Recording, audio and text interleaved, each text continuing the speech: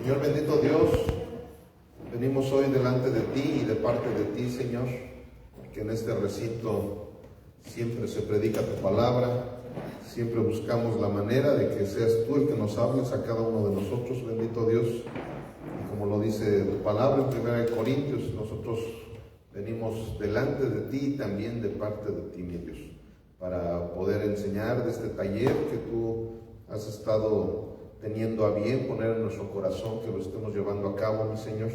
Y de igual manera, como lo haces cada semana, te pedimos que hoy te glorifiques en él y que te manifiestes en nuestros corazones, en nuestras mentes, para que este taller del día de hoy, Señor, pueda ministrarse al 100% en nuestras vidas, Señor.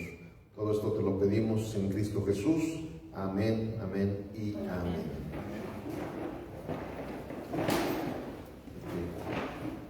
Ahora sí, apunten ahí su asistencia y si quieren sáquenle foto ahí a la portada. Hoy vamos a ver el capítulo número 13, controversias, concilios y herejías del cristianismo medieval. Ahora sí que va a estar muy controversial el taller del día de hoy. Ok, bueno, pues para ello vamos a ver las principales controversias teológicas durante la Edad Media. La controversia número 1 es una que ya le habíamos dado una repasada hace algunos meses, que era una de las controversias que se estaban manifestando allí en la Iglesia Católica de aquel entonces. Esta controversia se llamaba el filioque. La palabra filioque quiere decir y del hijo. No sé si se acuerdan que ya habíamos visto esa doctrina que se empezó a manifestar precisamente cuando empezó a haber la problemática entre la iglesia del Oriente y la iglesia del Occidente, cuando empezó a venir esa división. No sé si se acuerdan que esta era una de las controversias que se estaban manejando. La filioque, que los católicos romanos decían que el Hijo tenía el mismo nivel del Espíritu Santo y del Padre. Y los del Oriente, la Iglesia Ortodoxa, ellos manejaban su teoría o su teología en que no era así, que el Espíritu Santo provenía nada más del Hijo. Entonces, bueno, aquí está la descripción, miren, de lo que es el filioque. El filioque fue una frase añadida al credo niceno constantinopolitano durante la Edad Media, y se convirtió en uno de los puntos más controversiales entre la Iglesia de Occidente, católica romana, y la Iglesia del Oriente, la ortodoxa. El significado del término filioque es una palabra latina que significa y del Hijo. Se refiere a la procedencia del Espíritu Santo. El credo original decía que el Espíritu Santo procede del Padre. La Iglesia de Occidente lo modificó para decir que procede del Padre y del Hijo. Resumen sencillo: antes el Espíritu Santo procede del Padre, después en el Occidente el Espíritu Santo procede del Padre y del Hijo. Impacto: gran disputa teológica y contribución al cisma del 1054. Eso ya lo habíamos visto cuando fue lo del cisma, pero como ahorita estamos viendo las principales controversias que empezó a haber dentro de la iglesia cristiana católica en aquel entonces, pues la tenemos que poner esta como número 1. Entonces recuerden, aquí la Biblia en realidad dice que el Espíritu Santo procede tanto del Padre como del Hijo, ¿verdad? De hecho son es un mismo Dios, ¿verdad? Dividido en 3 personas. Y aquí los del Oriente, ellos manejaban la situación de que solamente procedía del Hijo. No, perdón, solamente procedía del Padre. Pero la Biblia dice que procede del Padre y también del Hijo. Y bueno, esta fue la primera controversia. Es que no había puesto el resumen, ¿verdad? Resumen sencillo. Antes, el Espíritu Santo procedía del Padre nada más. Luego después, en el occidente, o sea, la Iglesia Romana dijo que el Espíritu Santo procede del Padre y del Hijo. Impacto, gran disputa teológica y contribución al cisma del 1054. ¿Ok? Ya, ¿verdad? Vamos al número 2. Es el monoteísmo. Miren, recuerden que todas las doctrinas y todas las controversias y todas las situaciones que sucedían en aquel entonces en la Iglesia Católica, algunas eran defendidas de una manera bíblica, algunas eran defendidas simplemente por sus tradiciones, en algunas acertaban su defensa que hacían, su apología que hacían, pero en varias de ellas, pues no, o sea, realmente defendían lo indefendible, o defendían realmente cosas que ni siquiera eran relevantes para que se tuvieran que defender. Y el monoteísmo, pues bueno, pues aquí, de hecho, esa manita es un símbolo de cuando empezaron tanto los judíos como los cristianos y también los musulmanes empezaron a defender en contra de todas las demás religiones el monoteísmo, porque ellos decían que era un solo Dios, y bueno, y lo siguen diciendo. Sin embargo, la mayoría de las religiones, sobre todo las religiones hindúes, ellos son politeístas, tienen muchísimos dioses, hasta las vacas son sus dioses. Entonces tenían así muchísimos dioses. Entonces ese es un simbolito que empezó a surgir, en donde se hablaba de que era uno solo, pues está así como que el número 1 de un solo Dios. Dice, el monoteísmo es la creencia en un solo Dios verdadero, creador y soberano del universo. En resumen, mono, uno, teísmo, creencia en Dios. Afirma que solo existe un Dios y que no hay otros dioses reales. Está presente en religiones como el judaísmo, el cristianismo y el islam. Se diferencia del politeísmo, que cree en muchos dioses. Nada más que, curiosamente, en la teología católica romana, ellos dicen que hay un solo Dios, ¿verdad? Porque hasta en su credo, ¿verdad? En su credo ellos hablan de que hay un solo Dios. Sin embargo, una cosa es el credo que ellos puedan tener, y otra cosa, creo que están tocando, ¿no? Y otra cosa es la práctica que ellos estén llevando. ¿Por qué? Porque ellos se supone que en sus catecismos, ellos manejan la creencia de que efectivamente solamente un Dios existe. Sin embargo, a los santos, a las vírgenes, a toda la idolatría que tienen, ellos manejan una palabra diferente a la adoración, que es la veneración. Entonces, ahora sí que se mienten a ellos mismos, ¿no? Porque pues, al final de cuentas, si nos vamos al diccionario, la palabra adoración y la palabra veneración es exactamente lo mismo.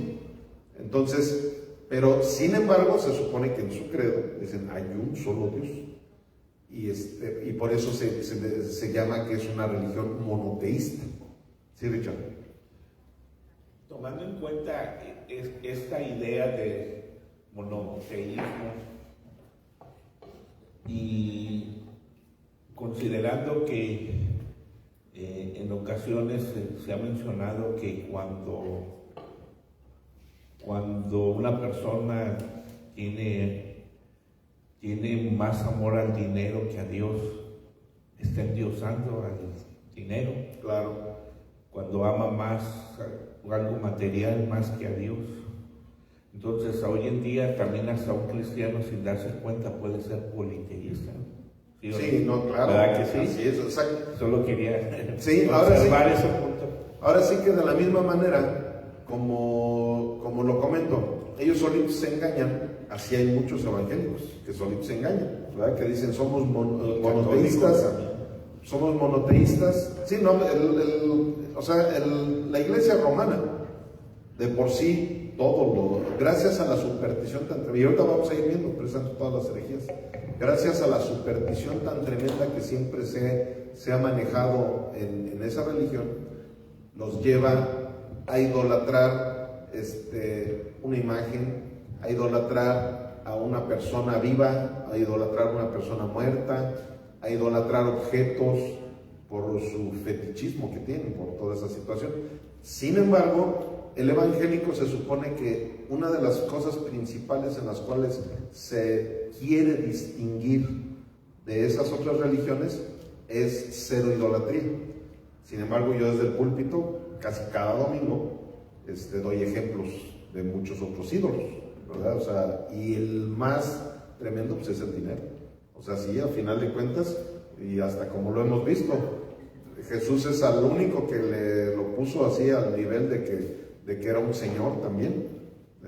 O amas a un señor o le sirves a otro señor, ¿no? Entonces sí, definitivamente el dinero llega a hacer a mucha gente que se vuelvan politeístas, porque dicen, sí, yo tengo a mi Dios, el de la Biblia, pero también a mi Dios dinero, y en muchas ocasiones, como lo he dicho también, y también a mi Dios hijo, a mi Dios hermano, a mi Dios familiar, porque todo lo que se interponga, ¿qué dice? El trabajo también, todo lo que se interponga entre Dios y tú, eso es un ídolo. Eso es aunque diga, no, nada más lo veneramos, no, ese se convierte en un ídolo también. Entonces, se supone que por credo,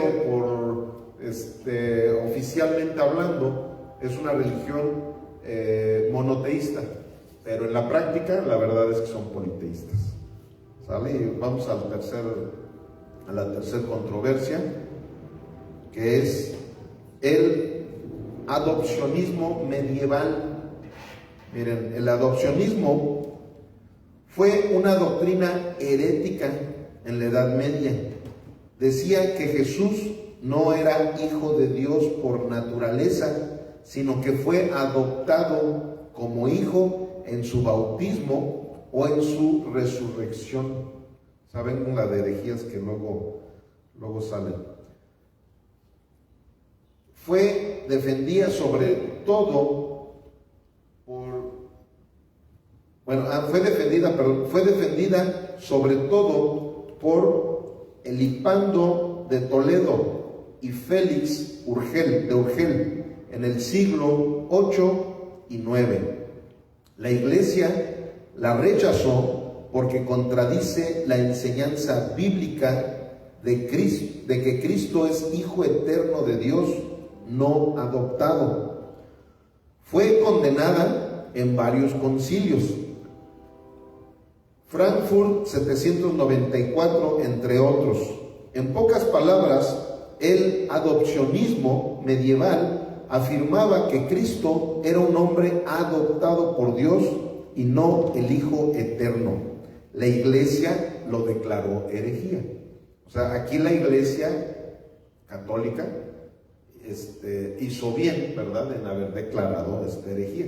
Pero como les digo, o sea, en algunas cosas sí ellos defendían lo que verdaderamente tenían que defender, pero en algunas cosas, pues ellos sus tradiciones las seguían conservando, pensando que, en su ignorancia, pues pensando que esa no era herejía, ¿verdad? Pero ahorita vamos a ir adentrándonos cada vez más a las herejías más fuertes que fueron habiendo. 4. La predestinación. En la Edad Media, la predestinación fue un tema central en la teología cristiana. Se refiere a la creencia de que Dios desde la eternidad ha determinado quiénes se salvarán y quiénes se perderán. Sin embargo, no todos los teólogos medievales entendían esto de la misma manera. San Agustín, influencia decisiva. Sostenía que Dios, por su gracia, elige a algunos para la salvación sin depender de sus méritos previos. Escolásticos medievales como Tomás de Aquino suavizaron la idea, enseñando que la predestinación incluía la cooperación de la libertad humana. Dios ordena los medios para que los elegidos respondan a su gracia. Hubo tensiones con posturas más extremas, por ejemplo, el semipelagianismo, que enfatizaba demasiado el papel humano. La Iglesia medieval buscó un equilibrio, afirmar la soberanía de Dios sin negar la responsabilidad humana. En resumen, en la Edad Media, la predestinación se entendía como un misterio divino, donde Dios elige y ordena, pero el hombre conserva cierta libertad para cooperar con la gracia. De hecho, esta doctrina de la predestinación es una doctrina que siempre ha sido devaluada por el ser humano en general, porque precisamente una de las cosas que nos diferencia a nosotros como iglesia reformada o iglesias de la gracia, lo que nos diferencia muchísimo de la mayoría de todas las iglesias evangélicas, es precisamente que nosotros creemos fielmente en la predestinación. ¿Por qué? Porque Dios es el soberano de quién es salvo y quién no es salvo. Si estamos de acuerdo, ¿verdad? Todos los que estamos aquí. Porque eso precisamente es el gravísimo problema que ha habido con el orgullo del ser humano. O sea, el ser humano siempre busca poner su granito de arena para la salvación. O sea, precisamente ahí es donde ha habido el debate más grande que ha habido en la iglesia cristiana, hablando de toda la iglesia cristiana, ahora sí que la iglesia universal, llámense cristianos evangélicos, cristianos católicos, llámese el cristiano, siempre ha habido este debate, esta situación, de que hay un grupo que creen en la predestinación y hay un grupo que no, que dice, no, nosotros tenemos que poner nuestro granito de arena. ¿Por qué? Porque ellos piensan que entonces nos convertimos como en títeres nada más, de que Dios es el que decide quién es el que va a decir sí a Cristo y Dios es el que decide quién va a decir no. Y esa es una mentira que Satanás ha traído presente al corazón orgulloso de toda la gente. ¿Por qué? Porque al final de cuentas Dios es el soberano de todo. Dios, Él sabía perfectamente que Judas lo iba a negar. ¿Cierto o no es cierto? Él sabía. Y algunos que son muy sentimentaloides, como dice aquí, algunos que se convertían en personas demasiado humanistas, que para ellos era más importante el sentimiento del ser humano que la soberanía de Dios. No, ¿cómo crees? No, pues es que no puede, un Dios bueno no puede ser así, pues que somos sus títeres, no nos deja a nosotros decidir nada, Él es el único que dice lo que se hace y lo que no se hace. Pero esa es una mentira. O sea, Dios en su soberanía, Él nos dio un libre albedrío a todos nosotros. Él ya sabe quién va a ser salvo y quién no va a ser salvo, Él ya lo sabe, pero a nosotros nos permite tomar la decisión.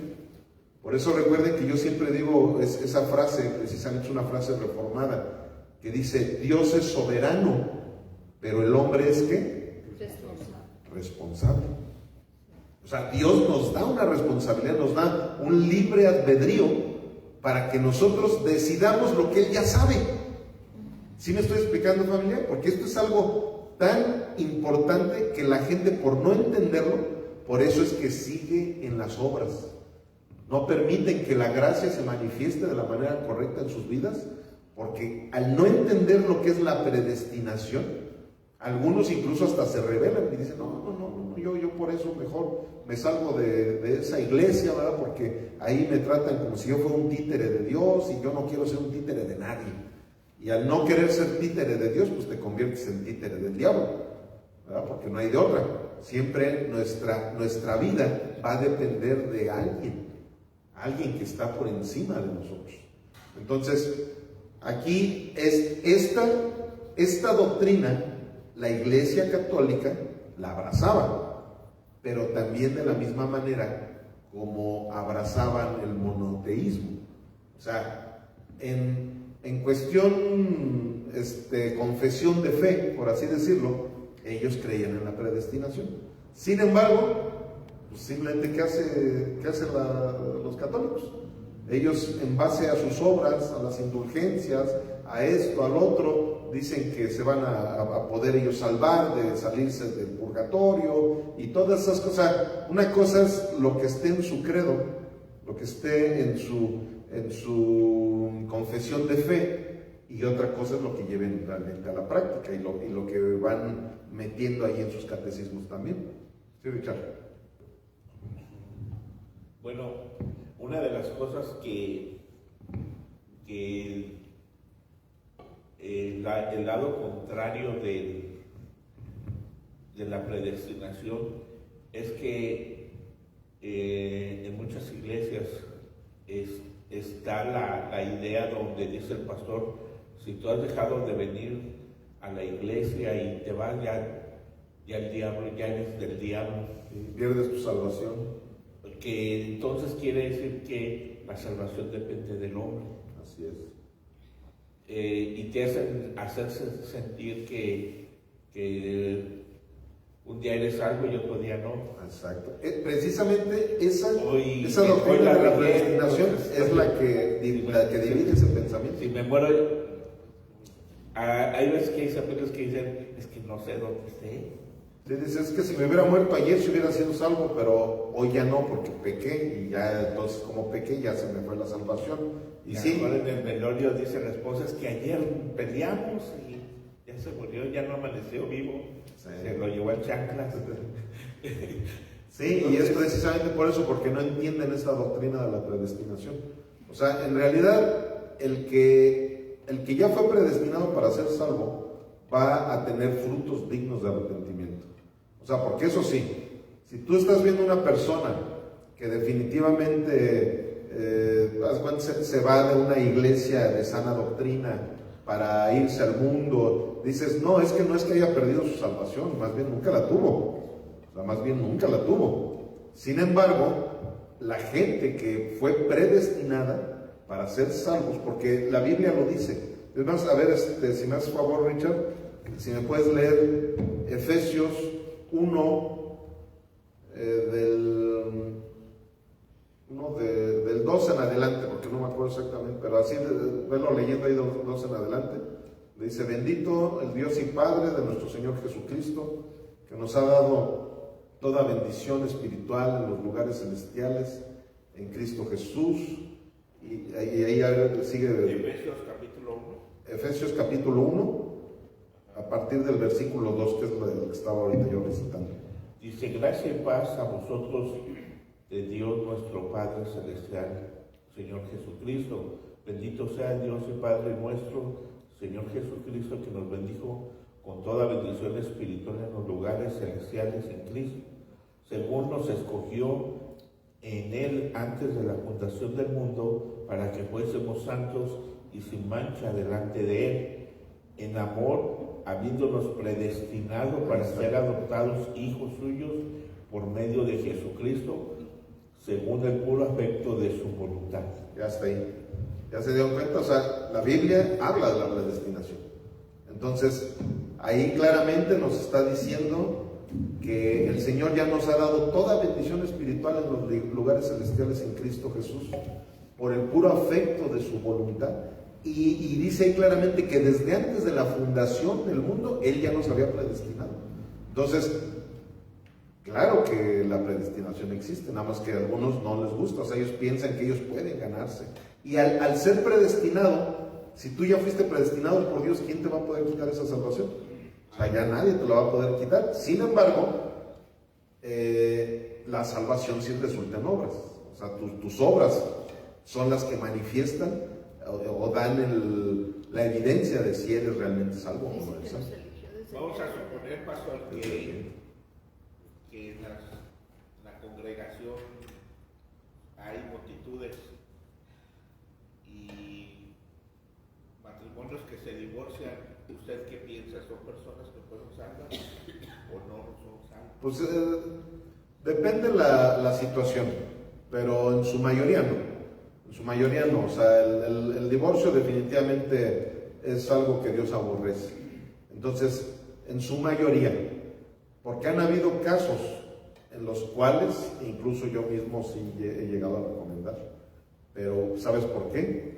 Porque una de las personas sí es salva y la otra no. O sea, curiosamente eso es lo que llega a pasar. Y precisamente en 1 Corintios Pablo les hablaba de eso. Les decía, es que precisamente por eso uno debe de tener cuidado con quien se casa. Porque han habido muchas ocasiones que se casan católicos con evangélicos y al rato vienen unas broncas tremendas, todo eso. Y muchas veces la gente dice, es que ya ahí en el camino se va a ir haciendo salva la persona que no era salva en ese momento.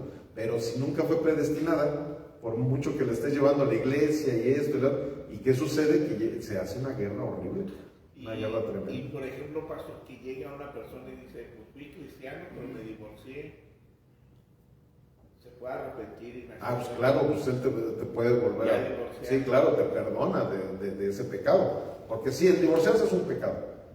Sin embargo, si tú verdaderamente eres hijo de Dios, vas a venir en arrepentimiento y fe delante de Dios. Y Dios te va a perdonar ese pecado. Nada más que imagínate, ya al rato otra vez te casas, te vuelves a divorciar, te casas, no, hombre, entonces ahí, claro, pues ahora sí que se hacen sonsos ellos solitos. En Estados Unidos ese ya es casi parte de todos los días. No, pues también ya en México, y desgraciadamente ya también en el gremio evangélico hay mucho de eso. Eso ya no es arrepentimiento, ya es remordimiento. Sí, una cosa es el remordimiento de conciencia, otra cosa es el arrepentimiento, entonces sí, no. Ok, vamos a proseguir. Número 5, Eucaristía. En la Edad Media la Eucaristía se convirtió en el centro de la vida cristiana y de la liturgia. La Iglesia desarrolló su doctrina y práctica en varios aspectos. Doctrina de la presencia real. Se afirmó que Cristo está verdaderamente presente en el pan y en el vino. O sea, vean esta herejía tan tremenda. Y eso que todavía no hemos llegado a las herejías. Esto nada más son las controversias, las doctrinas controversiales. Pero bueno, ahorita vamos a ver. La transustanciación, esa precisamente es la doctrina de su Eucaristía que ellos manejan. Cuando nosotros íbamos a ese lugar, ¿se acuerdan que levantaban así y decían, este es Cristo, el cuerpo de Cristo? Y luego levantaban y decían, esta es la sangre de Cristo. Bueno, ellos no lo decían o no lo dicen de una manera simbólica. Es la doctrina de la transubstanciación, que parece trabalenguas, ¿verdad? Fíjense, en el siglo XIII, con Tomás de Aquino y el cuarto concilio de Letrán en el año 1215, se definió oficialmente que la sustancia del pan y del vino se transforman en el cuerpo y sangre de Cristo, aunque las apariencias, accidentes permanecen. O sea, fíjate, vean la herejía tan tremenda. O sea, ellos piensan que se transforma en el cuerpo de Cristo y en la sangre de Cristo. O sea, que ellos cada 8 días, de hecho, por eso se le llama misa. La palabra misa quiere decir sacrificio. Entonces ellos cada 8 días sacrifican a Jesucristo. Ellos piensan que así como lo sacrificaron hace 2000 y cacho de años, ahí en el Gólgota, ahí en el Calvario, así ellos cada 8 días lo hacen. Es misa, por eso misa quiere decir sacrificio. Lo sacrifican y luego según tú te lo estás comiendo. O sea, precisamente por eso para ellos es algo sagradísimo, no es lo que la hostia, es algo así, porque ellos dicen que ese es Jesús. Y luego la sangre, o sea, el vino, dicen que es la sangre de Jesús. O sea, es una cosa muy, muy fea. Rito y adoración. Se reforzó la reverencia, surgió la elevación de la hostia y la adoración eucarística, como el Corpus Christi. Comunión de los fieles. Era común recibirla con menos frecuencia, mientras que el sacerdote la celebraba diariamente. Porque de verdad, no sé si algunos de ustedes fueron a escuela de monjas o de frailes o algo, pero ahí ellos lo hacen diario. Ellos diariamente, o sea, se supone que alguien que es del clero, ellos no nada más cada domingo, sino diario hacen todas estas cosas. En resumen, la Edad Media fue el periodo en que la Eucaristía pasó a ser el núcleo visible y doctrinal del culto cristiano, con definiciones teológicas precisas y prácticas de adoración consolidadas.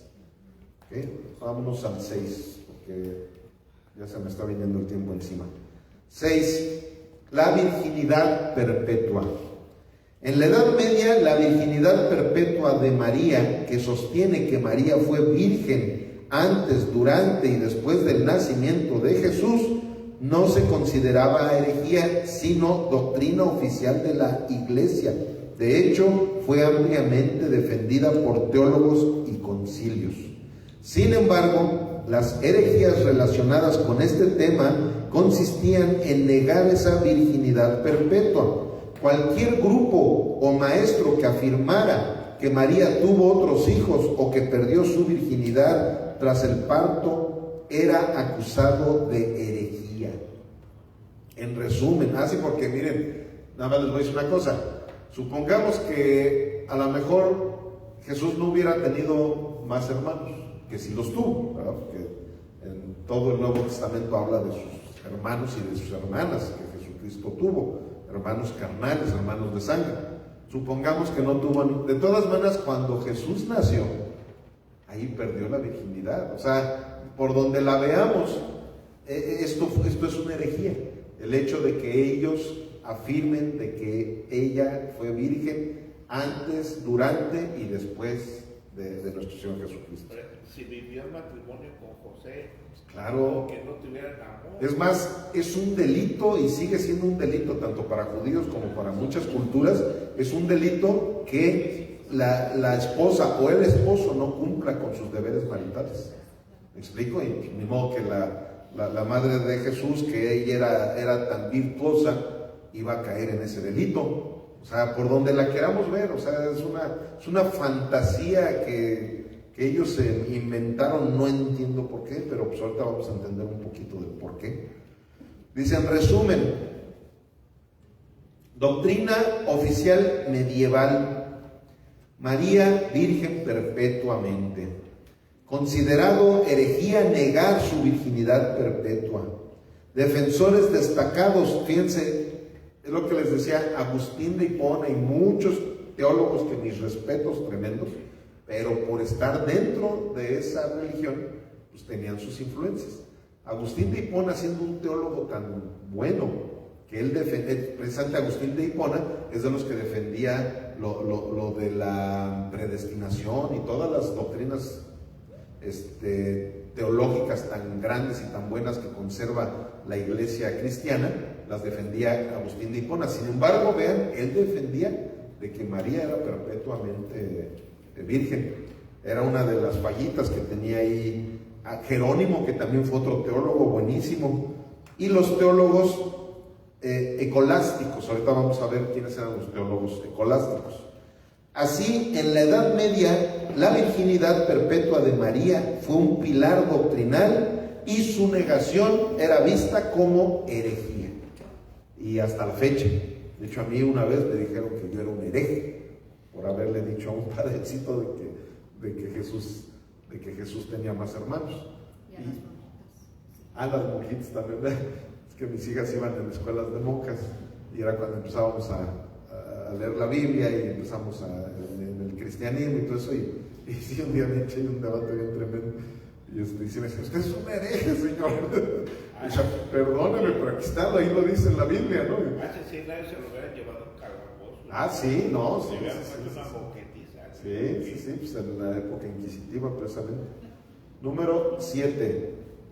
Aquí está. Los iconoclastas. Los iconoclastas, ahorita vamos a ver quiénes eran los iconoclastas. Era una doctrina también controversial.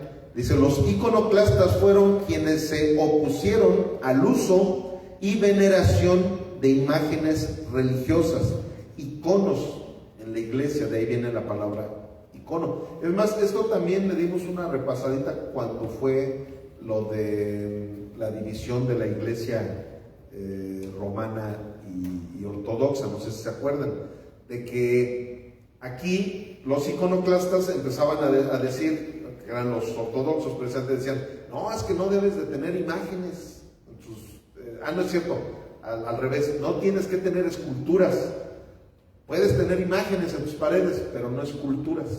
¿No se acuerdan que vimos todo ese tema? Que decíamos, unos estaban defendiendo a las imágenes, o sea, los romanos defendían a las esculturas y los ortodoxos defendían a las imágenes, pero los dos eran igual de idólatras, unos con imágenes y otros con esculturas, ¿no? Pero de ahí es de donde vienen estos del... Luego dice, origen, surgió principalmente en el Imperio Bizantino, en los siglos 8 y 9. Postura, consideraban que el uso de imágenes era idolatría y debía prohibirse. Reacción, la iglesia defendió el uso de iconos como ayudas para la devoción, no como objetos de adoración. Ya es lo que le digo, ellos solitos se inventan ahí sus cosas para no sentir cargo de conciencia. Es ícono. ¿Vale? Íconos. Sí, va, íconos. No es íconos. Sí tiene acento, sí, es íconos, perdón. Conclusión. El segundo concilio de Nicea, en el 787, apoyó el uso de imágenes, diferenciando veneración permitida, ya lo que les decía, de adoración solo a Dios.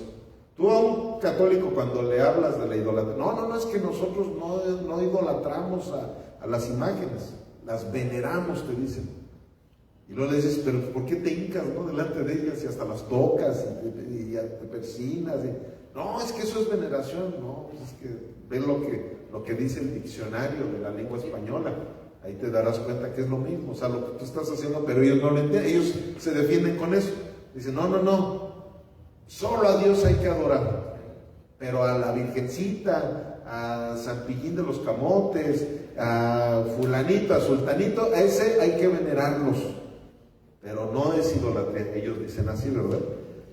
Luego dicen, resumen, el iconoclasmo medieval fue un conflicto sobre las imágenes religiosas que marcó fuertemente la teología y la práctica de la Iglesia en Oriente y en menor medida en Occidente.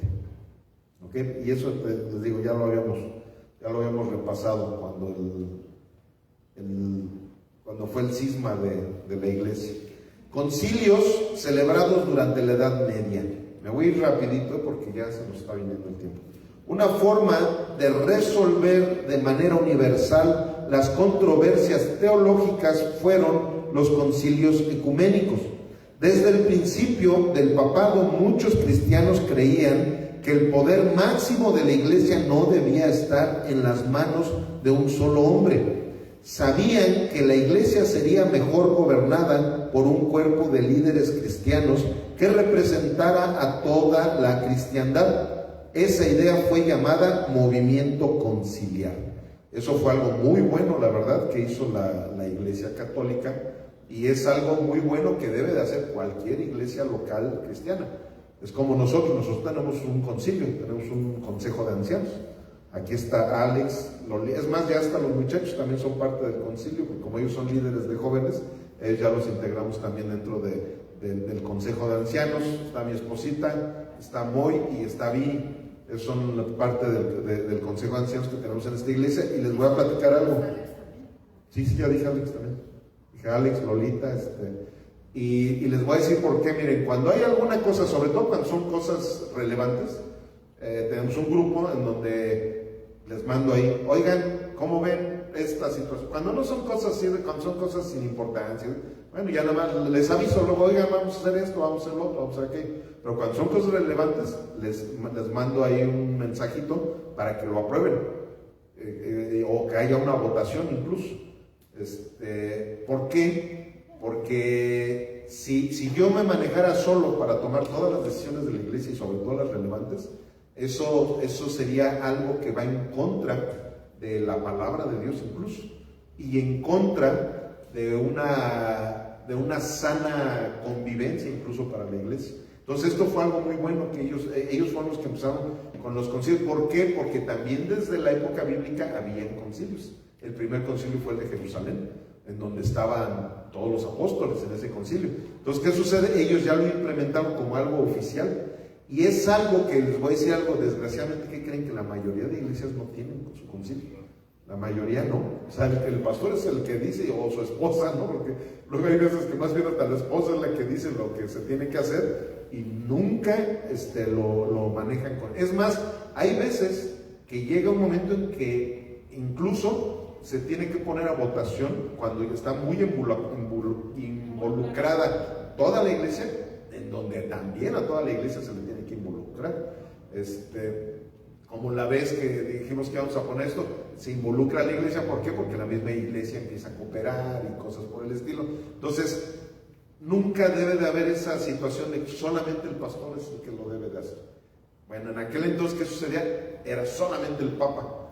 Y empezaron otra vez a darle importancia a los concilios. Eso fue algo bueno que sucedió en la época medieval, que empezaron a oficializar los concilios. Desgraciadamente, ahorita vamos a ver que cada concilio pues también traía sus herejías, ¿verdad? Entonces, el concilio ¿qué hace? Es mediar las doctrinas, mediar las prácticas, mediar todo, pero conforme al criterio del concilio. Entonces, qué bueno fuera, ¿verdad?, que el concilio realmente tuviera una sana doctrina, para que todo lo que conciliaran ellos fuera conforme a la Biblia, pero no, era más bien conforme al criterio de cada concilio.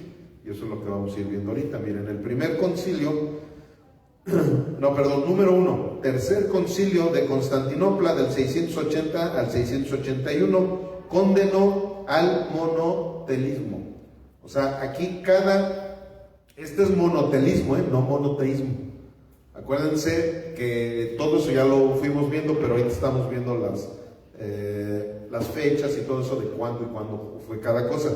Pero aquí nosotros vemos que cada concilio servía de algo para poder condenar o para poder marcar como herejía algunas de las prácticas que se estaban llevando a aquello. Pero, como les digo, conforme al criterio de cada concilio. Número 2. Segundo concilio de Nicea, en el 787. Fíjense, este concilio oficializó la veneración de las imágenes. O sea, desde el 787 es donde oficialmente para ellos el venerar imágenes no es malo, no es una herejía, no es un pecado. Entonces quedó oficializado desde el año 787. Número 3, cuarto concilio de Constantinopla, en el 869, depuso y condenó a Focio, patriarca de Constantinopla, por criticar al Papa y al cristianismo latino. Número 4, primer concilio de Letrán, Roma, 1123, prohibió a los sacerdotes casarse y concedió perdón plenario a los cruzados.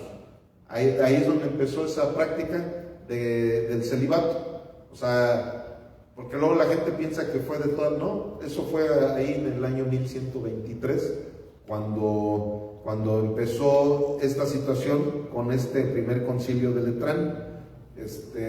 Por varias situaciones. De hecho, hay mitos de por qué fue, pero uno de ellos era precisamente para que los papas no heredaran todas las riquezas a sus hijos, a sus descendencias. Ese es uno de los mitos que se ha hablado, pero hay muchas situaciones que se han dicho, pero el chiste es que ahí fue donde empezó eso, de que ningún clérigo podía casarse.